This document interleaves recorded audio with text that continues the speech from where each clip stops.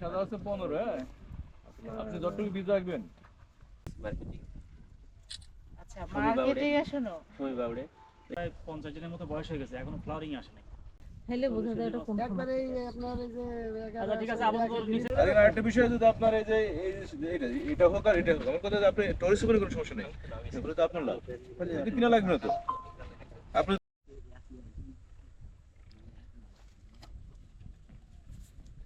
এটা কি টরিস্ট?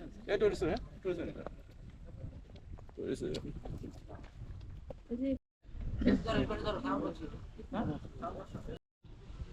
উপস্থিত সম্মানিত কৃষকবৃন্দ, ইলেকট্রনিক্স এবং এদের মাঝে উপস্থিত আছেন তেল জাতীয় ফসল উৎপাদন বৃদ্ধি প্রকল্পের ফাতেমা কাউসার মিশু স্যার, মাহবুব আলম রনি স্যার এবং আমি মোহাম্মদ আখতারুজ্জামান মিয়া, কৃষি সম্প্রসারণ অফিসার।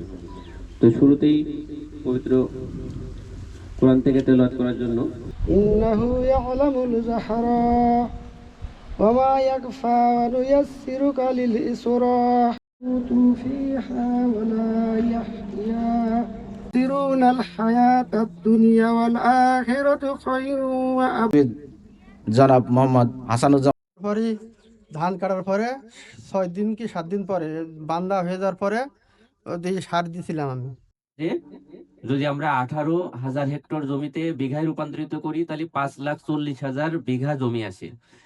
এই 5,40,000 বিঘা জমিতে যদি আমরা সরিষা করতে পারি তাহলে প্রতি বিঘাতে যদি 4 মণ সরিষা হয় তাহলে আমরা এটার যে মূল্য পাই সেটা হচ্ছে 21.60 কোটি টাকা।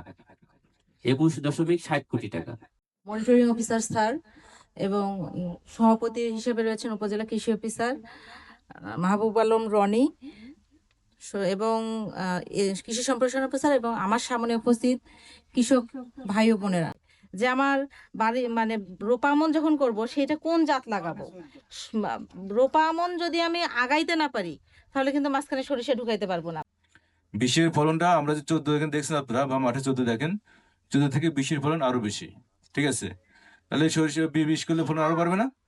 তাহলে আমরা যদি আমাদের যে বিদ্যমান যে ভ্যারাইটি গুলো আছে তার মধ্যে আমরা যদি টরিসিমেন্ট বাদ দিয়ে আমরা যদি 1214 বা 1218 বা 1220 করি তাহলে কি হবে, আমাদের ফলন কিন্তু বাড়বে। যেটা আমাদের কিন্তু উদ্দেশ্য, যে আমরা চাচ্ছি যে তেল বীজ বা সরিষার উৎপাদন বাড়াতে। তাহলে এই ক্ষেত্রে কিন্তু আমরা এখানে সফলতা হবো যদি আমরা এই জাত চেঞ্জ করি। আর একটা বিষয় এখানে আপনার বলছি যে এখানে যে প্যাটার্ন, আমরা কাজ করি প্যাটার্ন নিয়ে।